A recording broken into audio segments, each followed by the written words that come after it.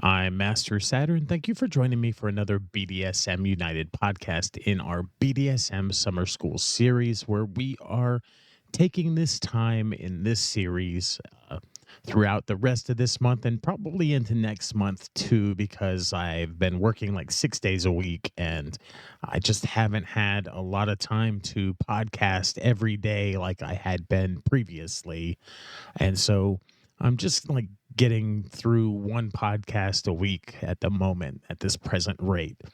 And so it is extending this series a little longer. But if you check our Facebook page, the blog, Whips, Chains, and Duct Tape, which you can find a link on our website, www.bdsmunited.com. You'll see that we're posting off and on a little bit about master slave relationships.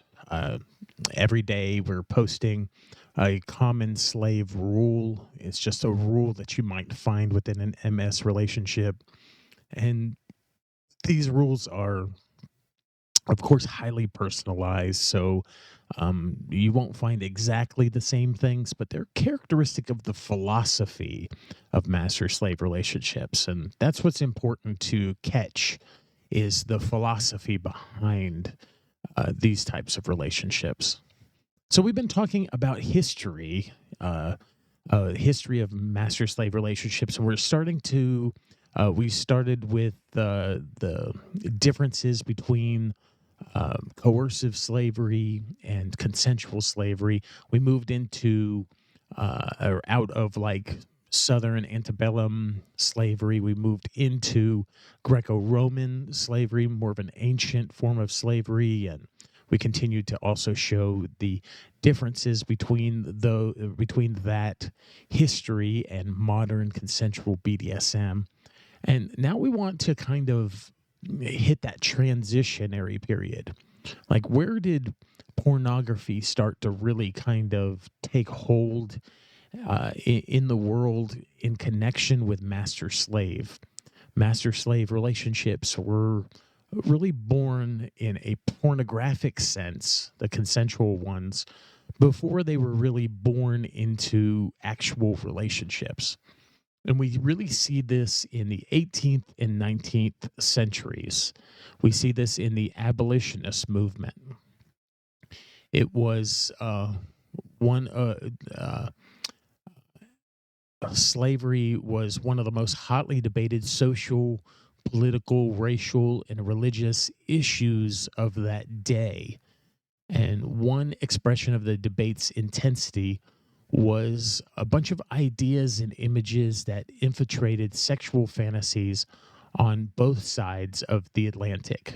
Europeans and Americans had used the fantastic, sensual Orient and the menacing, enigmatic Catholic Church as settings for erotic drama, and now they appropriated Atlantic slavery as well into their eroticism.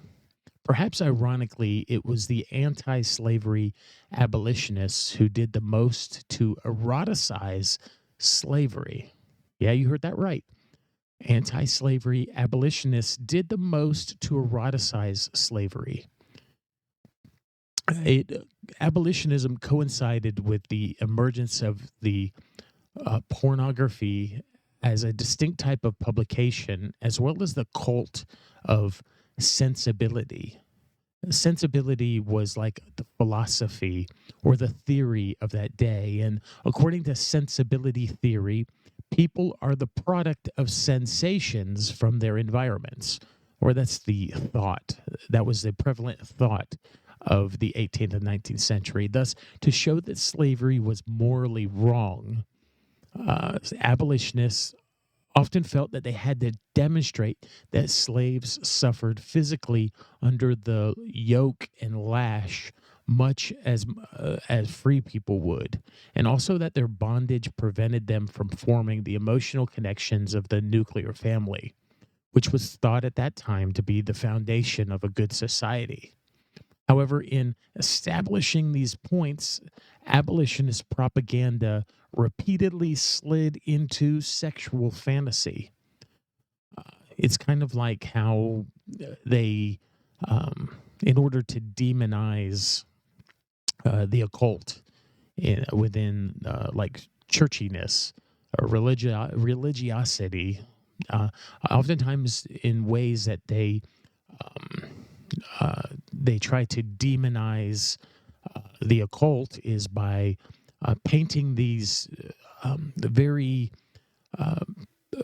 colorful pictures that are not true, these caricatures of the occult with they picture naked women on an altar being sacrificed as virgins or something like that. They give almost this erotic depiction, and then that leads some people to gravitate towards the taboo and to adopt some of these sexual fantasies on their own. So so what they're trying to do paints a false caricature or paints a picture that others fantasize about.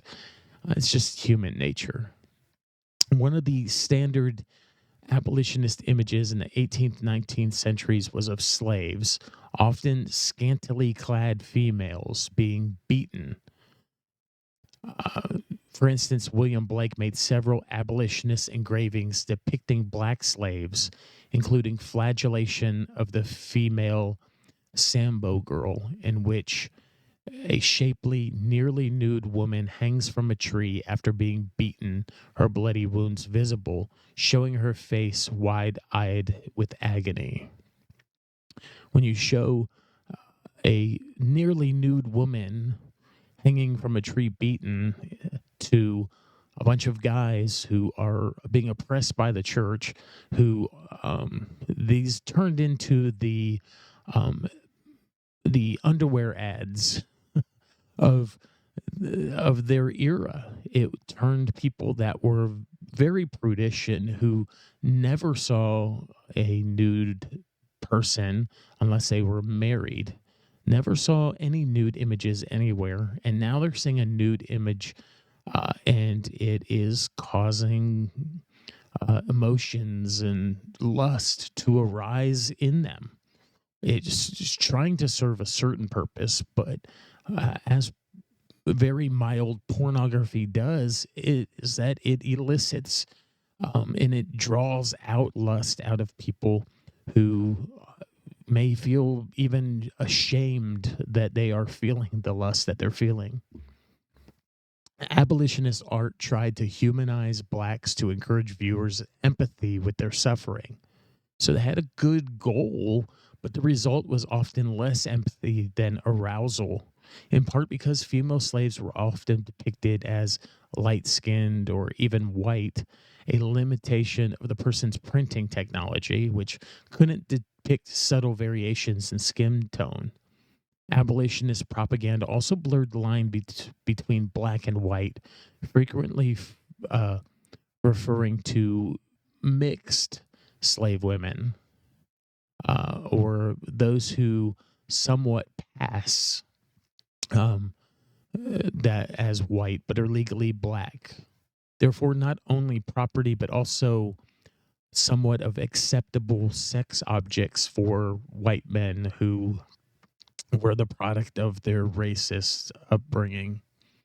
The Suffering Slaves was the topic of Harriet Beecher Stowe's Uncle Tom's Cabin, the most popular novel of the 19th century, with sales second only to the Bible during that era. For millions of people around the world, this story provided the archetypes with which they thought or talked about concerning slavery.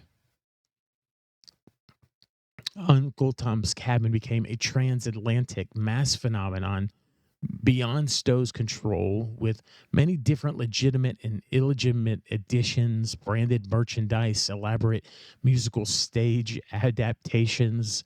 Some editions of the novel found or assigned meanings that went far beyond Stowe's careful allusions to sex and violence. For instance, in 1852, broadsheet advertisement for the book featured an etching by George Cruikshank of a black man and a topless, light-skinned black woman about to be whipped.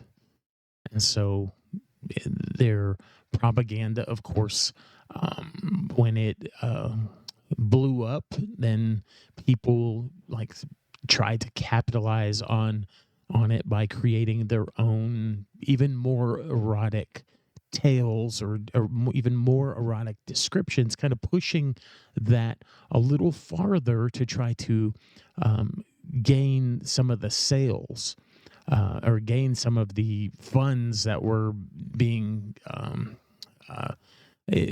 being put into that. So it's like almost creating somewhat of a fan fiction for trying to get some of the money that was to be had in that day on this topic. There's an evolutionary path from abolitionist propaganda to sadomasochistic pornography. Much of this development occurred after the abolition of slavery in Europe and North America. As slavery receded from living memory in the collective minds of England and Europe, it lost moral urgency and became a really fertile source for sexual fantasy. One of the best-known nonfiction slave narratives was Institutes in the Life of a Slave Girl, written under the pen name Linda Brent by a former slave named Harriet Jacobs. It was published in book form in 1861 in the U.S. and then 1 year later in Britain. In contrast to Uncle Tom's Cabin, Jacobs wrote frankly about living under the constant threat of sexual abuse. She even hinted at sexual abuse of black slave males by free white men, as well as sex between free white women and black slaves of both genders.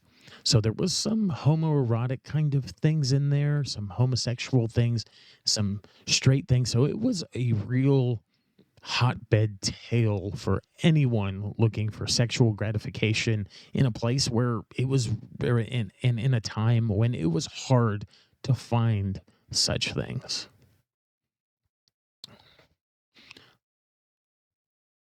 In chapter 6 of that book, here's a quote. "Sometimes I woke up and found her, Dr. Flint's wife, bending over me. At other times she whispered in my ear as though it was her husband who was speaking to me, and to hear what I would answer." Jacobs wrote about her experiences in the familiar language of sensibility, of suffering womanhood. Her story and others contributed to the view of slavery as an institution that fostered sexual deviance.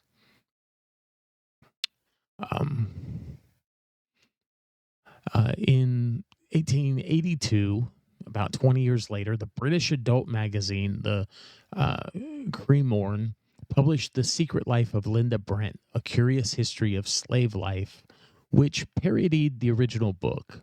The protagonist, instead of protesting her virtue, observes others coupling, then masturbates and plays sexual games with other mixed women.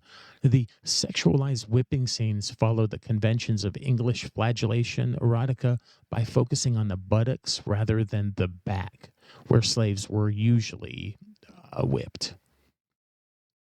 The next step on the path was the memoirs of Dolly Morton, right before the turn of the century, 1899, by a northern white woman who moves to Virginia to run an underground railroad. The southern men discover her activities and they whip her, comparing her body to a black woman's body. The libertine Randolph saves Morton in exchange for her becoming his concubine, just like his black female slaves, and the descriptions of punishments and orgies continue to compare the sensitivities of black and white women's bodies. This is effectively a slave narrative about a white woman, but it invoked the theory of sensibility by claiming that the white woman felt her victimization more intensely than the black woman felt theirs. Proven to have a more sensitive body, the white woman was also shown to be more passionate, in contrast to the usual Victorian restraint. Outright pornographic novels and photos with American slavery themes were being published by 1910. Slavery in the American South, much like slavery in the Orient became a space for white people's suppressed imagings of deviant sexuality. Of all of these images and ideas about slavery filtered down into the lives of individuals, informing their fantasies and creating a setting for personal dramas of slavery and salvation. The best documented example of a consensual master slave relationship in this period comes from the diaries of Hannah Colwick. Sorry, some of these names are kind of a little challenging for me. She was a working class woman who fetishized labor, and Arthur Munby, a gentleman who fetishized working class women. They lived secretly as master and slave from their first meeting in 1854 until they separated in 1877. Arthur J. Munby was a gentleman and a minor man of letters. His real passion in life, which he calls his hobby, was strolling the streets of London and asking working class women about their work, their recreations, and their dialects, which he recorded in diary entries, sketches, and photographs. He contrasted what he saw as the grace and beauty of working women with the strength and the dirtiness of their bodies. Interesting. In 1854, on one of his expeditions, he came across a young servant woman that he fell in love with. And as shown by the diaries she wrote for Munby, she recounted her first meeting with her future master in an essay that she later wrote for him. And Munby's misalliance with Colwick had to be kept secret, with their meetings arranged around her work schedule. Almost every day, she would write him detailed descriptions of her work routine, emphasizing her long hours of hard, dirty labor, oftentimes wearing next to nothing or stripped naked and getting dirty. Colwick referred to herself as Munby's slave. She wore a chain collar locked around her neck, to which Munby had the key and a leather strap around her right wrist, refusing to take these off even when her other employers objected. Her name for Munby was Massa, or Master, which was kind of a strong indication that it came from a Negro dialect in the American South. Probably influenced by things like Uncle Tom's Cabin, which gentlemen around this time frame would have probably read, and it was still probably a really popular book at this time. Munby's photo collection showed Colwick in traditional peasant dresses as a maid of all work, a middle-class wife, and sometimes even as a man. Her working woman's hands, and particularly her slave band, were usually visible regardless of the role she was playing at the time. A particularly potent image shows Colwick dressed as a chimney sweep and crouching on the floor, covered in black dust, with her bare breast visible, as well as her neck chain and wrist strap. And so the paradox is that Colwick, the slave, was more self-reliant than Munby, the master. She was reluctant to marry. She kept her surname, indicated that Munby pay her wages, lived on her own for much of their association, and threatened to leave him several times.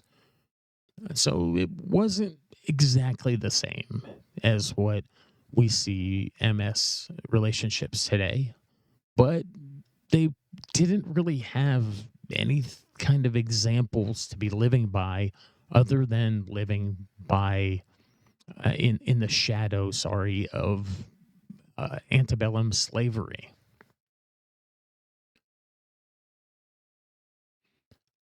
Neither Munby nor Colwick could really decide whether to be husband or wife or master and slave. In October 1877, she left him, but they remained in close contact until her death in 1909. Munby died 6 months later in 1910. Chobik's gravestone bears the name Hannah Munby. Munby once wrote, "We must create our utopia out of the materials at hand."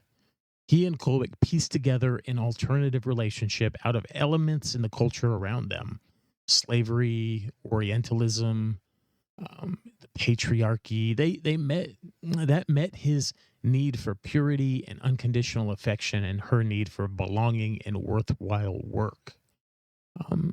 It was an erotic relationship. He had fantasies of working class women, and he found himself a working class woman to fulfill those fantasies. Only in the last few decades really has a subculture of consensual master slave relationships become semi public. And that's generations after a very private bond gave Arthur Munby and Hannah Cholwick great meaning and satisfaction in their lives together.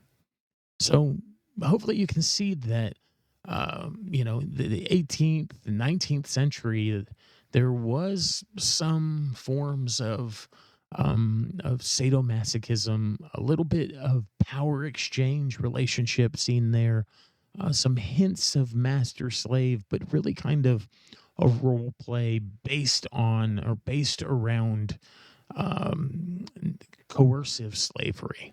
Really not exactly what we see within BDSM.